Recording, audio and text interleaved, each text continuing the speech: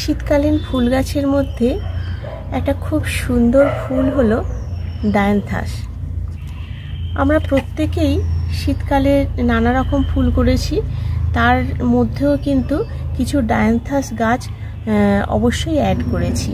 তার কারণ ডায়ান্থাস ফুলটা খুবই সুন্দর, একদম প্রজাপতির মতো দেখতে। অল্প বিস্তর কিছু হলেও আমরা করেছি, আর যারা করেননি তারা পরের বছর কিন্তু অবশ্যই করবেন। তো আমার কাছে কয়েকটা ডায়ান্থাস আছে, এবছর বেশি করিনি। তো পরের বছর যাতে বেশি করতে পারি তার জন্য আমি কিছু ডায়ান্থাসের বীজ রেখেছি। এটা হচ্ছে এই কালারের, এই যে এই কালারের হচ্ছে ডায়ান্থাস। এই প্রচুর বীজ হয়েছে। এই বীজটা আমি কি করে রাখলাম, যখন আমরা অনেক সময় কি করি গাছের গ্রোথ বৃদ্ধির জন্যে বা গাছটাকে সুস্থ রাখার জন্যে এই যে মানে ফুলগুলো শুকিয়ে যায়, সেই শুকনো ফুলগুলো কেটে দিই। সেটা অবশ্যই কাটার দরকার আছে, কিন্তু যদি মনে করি যে আমরা বীজ রাখবো তাহলে কিন্তু এইগুলোকে এইভাবে শুকোতে দিতে হবে অনেক দিন। এইগুলো শুকনো, একদম শুকনো হয়ে গেলে তারপরে কিন্তু আমরা তুলব।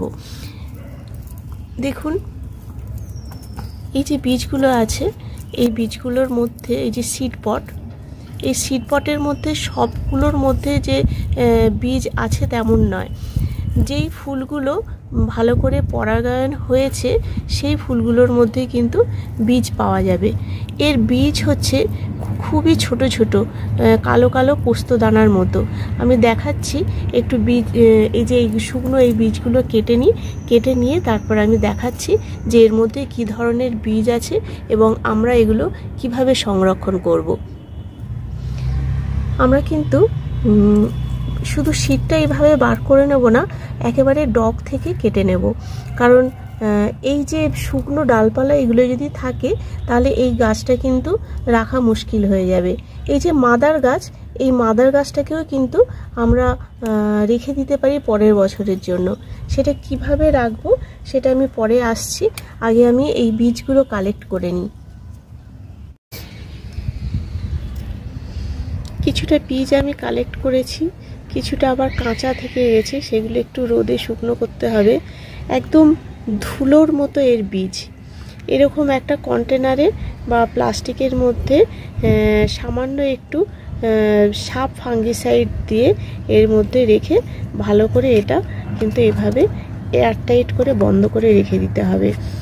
যে কোনো জায়গায় রাখা যায়, ঘরের ভেতর বা মানে প্রচণ্ড রোদে না রাখলে, রোদে রাখলে আবার ঘাম হবে এই কন্টেনারের ভেতর, সেজন্য যে কোনো শুকনো জায়গায় এটাকে ভালো করে তুলে রাখা হবে, যেটা পরের বছরের জন্য কিন্তু আমরা আবার জার্মিনেশন করতে পারবো। শুধু এটাই নয়, আমরা কিন্তু এই গাছ থেকে কিন্তু অনেক দিন পর্যন্ত ফুল পেতে পাবো। এই যে ডালগুলো কেটে দিয়েছি, এবার কিন্তু আবার পাতা গজাবে, আবার কিন্তু ফুল আসবে। আরও একভাবে করা যায়, এই গাছের খুব ভালো যেখানে ফুল নেই আর কি, সেই রকম ডগা থেকে আমরা কিন্তু কাটিং করে নিয়ে সেগুলো আবার বালির মধ্যে রেখে আমরা কিন্তু আরও নতুন চারা সৃষ্টি করতে পারি। এখন প্রায় প্রত্যেকটা ডালেই কুড়ি চলে এসছে বা ফুল আছে, সেই জন্য আমি এরকম দুটো ডাল কেটে নিলাম, আর তলা থেকে কিছুটা ডাল একটু বাদ দিয়ে দেব।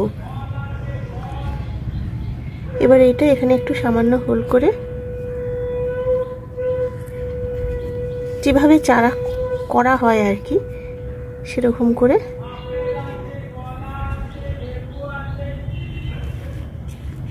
এখানটা আমি বসিয়ে দিলাম। এবার এতে ভালো করে প্রথমেই জল ঢেলে দিয়েছিলাম, এখন আর জল দেওয়ার দরকার নেই। এবার এটাকে রাখবো একটা ছায়াযুক্ত জায়গায়। আমি খুব ভালো করে জল দিয়ে দিলাম। দেখতে হবে যে এই যে চারাগুলো বসিয়েছি এতে যেন একদম বালিগুলো শুকনো না হয়, একদম ময়েশ্চার রাখতে হবে। দরকার হলে কোনো প্লাস্টিক ভালো করে চাপা দিয়ে ময়েশ্চারটা তৈরি করতে হবে।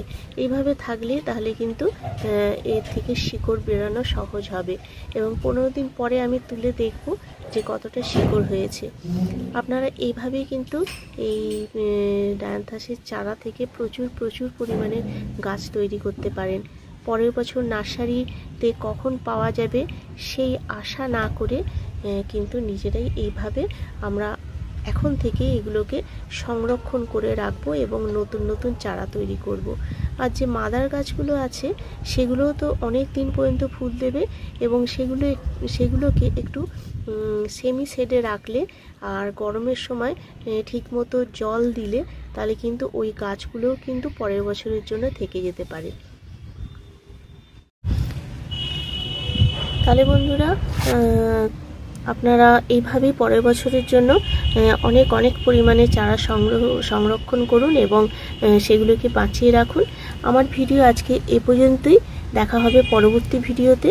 ভিডিও যদি ভালো লাগে তাহলে কিন্তু একটু লাইক করবেন, কমেন্ট করবেন এবং যারা নতুন বাগানি আছেন যাদের একটুও যদি মনে হয় আমার উপকারে লাগছে তাহলে কিন্তু বেল সাবস্ক্রাইব করে বেলটা টিপে দেবেন, অলটা প্রেস করে দেবেন, তাহলে পরবর্তী যেসব ভিডিও আমি দেব আপনারা কিন্তু সবার আগে তার নোটিফিকেশান পেয়ে যাবেন। আজ এ পর্যন্তই, নমস্কার।